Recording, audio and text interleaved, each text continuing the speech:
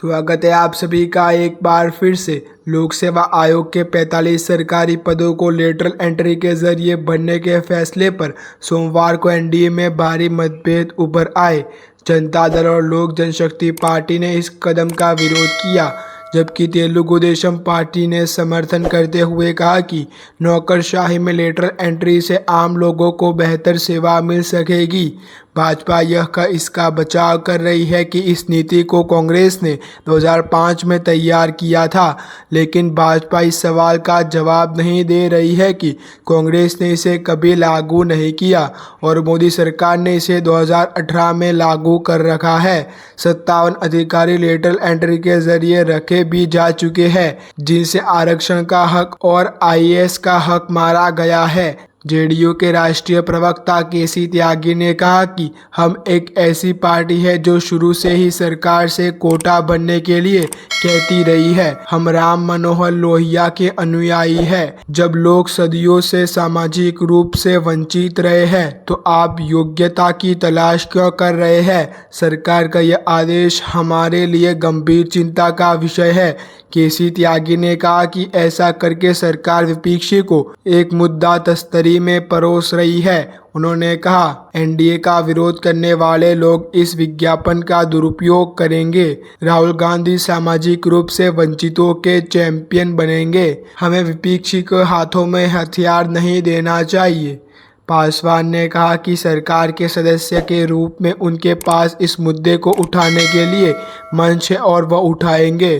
केंद्रीय मंत्री ने यह भी कहा कि जहां तक उनकी पार्टी का सवाल है, वह इस तरह के कदम के बिल्कुल समर्थन में नहीं है। एलजेपी के प्रवक्ता एक वाजपेयी ने कहा, हम बिना आरक्षण के लेटरल एंट्री के विरोध में हैं। यह संवैधानिक आदेश के खिलाफ है। क्योंकि हम एनडीए का हिस्सा है, इसलिए हम सरकार से अपने फैसले पर निर्वाचन करने का अनुरोध करते हैं। हम इस मामले में उचित समय पर उचित कदम उठाएंगे। सत्तारूढ़ गठबंधन में अलग अलग आवाज़ें तभी उभरी जब लोकसभा में विपक्षी के नेता राहुल गांधी ने सोमवार और मंगलवार को लगातार इस कदम की आलोचना की। राहुल ने मोदी सरकार के कदम को दलितों, ओबीसी और आदिवासियों पर हमला बताया। गांधी ने कहा, भाजपा का राम राज्य का विकृत संस्करण संविधान को नष्ट करना और बहुजनों से आरक्षण छीनना चाहता है। कांग्रेस अध्यक्ष मल्लिकार्जुन खड़गे ने भी लगातार 2 दिन लेटरल एंट्री के बारे में एक्स पर ट्वीट किया। खड़गे ने कहा कि मोदी सरकार का लेटरल एंट्री प्रावधान संविधान पर हमला क्यों है। खड़गे ने कहा कि बीजेपी ने सरकार विभागों ने नौकरियां बनने के बजाय अकेले पीएसयू ने भारत सरकार की हिस्सेदारी बचाकर पिछले 10 वर्षों में 5.1 लाख पदों को खत्म कर दिया है। आकस्मिक और कॉन्ट्रैक्ट भर्ती में 90% की वृद्धि है। 2022-23 तक एससी, एसटी, ओबीसी पदों में 1.3 लाख की कमी की गई है। समाजवादी पार्टी के अध्यक्ष अखिलेश यादव ने भी इस कदम की आलोचना करते हुए कहा कि यूपीएससी के तहत शीर्ष पदों पर अपने वैचारिक मित्रों को नियुक्त करने की भाजपा की साजिश के खिलाफ अब राष्ट्रीय आंदोलन शुरू करने का समय आ गया है। अखिलेश ने कहा, वास्तव में पूरी योजना पीडीए के आरक्षण और अधिकारों को छीनने की है।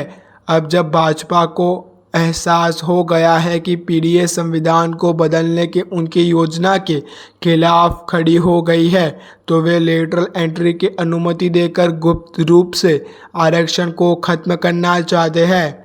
बहुजन समाज पार्टी प्रमुख मायावती ने दबी जबान से इसका विरोध किया है। मायावती ने कहा कि सरकार का कदम सही नहीं है। रविवार को उन्होंने कहा कि इससे निचले सत्र के कर्मचारी पदोन्नति के अवसरों से वंचित हो जाएंगे। मायावती ने सरकार पर संविधान का उल्लंघन करने का आरोप लगाया, लेकिन बसपा ने मोदी सरकार के इस कदम के विरोध में किसी तरह का आंदोलन छोड़ने की बात नहीं कही। ऐसे ही अच्छे न्यूज़ जानने के लिए आप हमारे यूट्यूब चैनल को सब्सक्राइब करना ना भूलें।